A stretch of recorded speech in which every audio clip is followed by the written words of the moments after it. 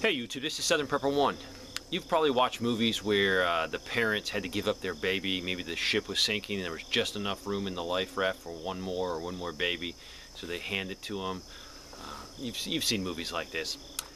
I haven't really shared this with the people in my group yet, but I got to thinking, with the Ebola, or it could be any dangerous disease, we have a couples that have children. These are very small children in the sense of infants, not even a half a year old.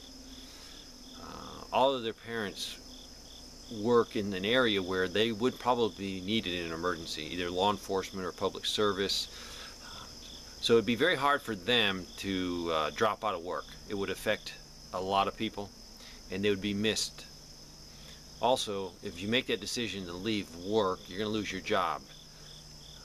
It might not be the end of the world, and in a week everything back to normal. So if you leave too early, people will probably, you won't have a job when you go back.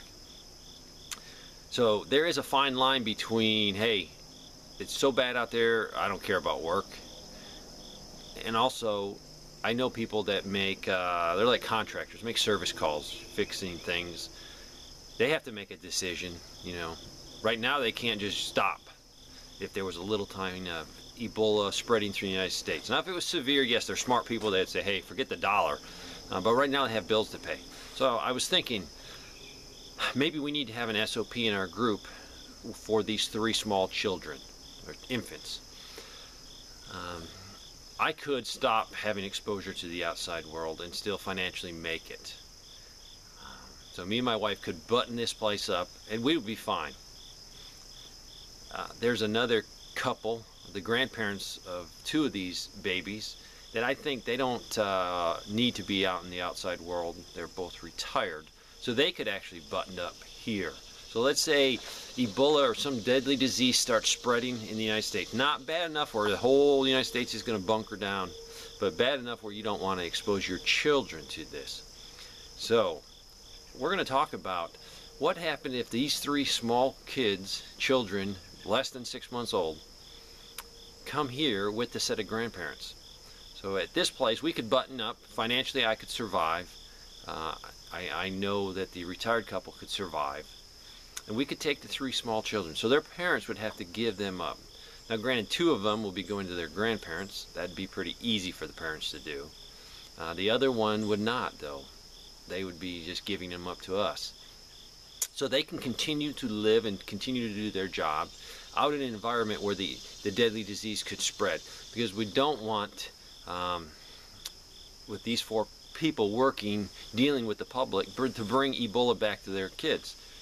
So if we took the children in here, and we could do it early, so the first sign of something contagious that is actually spreading worse than it is now, because Ebola is not spreading in the United States, we could button this place down, go into total isolation. The parents could continue working to a point where they say, hey, it's getting unsafe. The job doesn't mean anything. Then they could return here, but they would then be in, follow our SOP quarantine procedures for up to 21 days. What do you guys think? You think parents would be willing to do that, knowing their child is in a very safe environment? Knowing that they're at a retreat that's, you know, designed to protect people, equipped to protect people, but they might not have contact for a few days, a week, a month. Would you do it? If you knew me very well and trusted me, would you give me your kids so I could keep them safe here while you continued your normal job? Yeah, you could call. I could post private YouTube messages of the children, videos, so you could see them every day. That'd be easy to do. Or with the sophisticated iPhones, you know, you could watch them live. FaceTime, I believe it's called. So I'm going to bring this up to our group, see what they think, see if we need to write a SOP policy on protecting the children in a deadly disease crisis. Thanks for watching.